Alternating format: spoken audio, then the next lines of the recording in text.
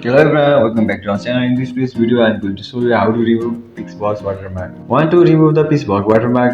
In this video, I will show you easy and simple step how to remove. The first step is open your PixVerse app, and next year you are already installed your PixVerse app on your phone or logged in. Then go to your profile setting or project export. You will see the bottom right corner the main option. Then click on it, and here you will see your video. Then click on the video. After click on it, and here you will see the many options in your top right corner. Many options like delete, SD, reverse or download or three dots. Then click on download option. After click on it, here you will see the many options, three options on your menu, and before gives or remove watermark. And then click on the remove watermark option. Sometime under premium features, if it's a premium feature, you will need to subscribe or buy to unlock it. Once unlocked, toggle remove watermark on before exporting your video, and export your video, it will be now watermark free. So that's it. Thank you for watching this video. If this video helped you, don't forget to like, share and subscribe for more helpful tutorial. Thank you.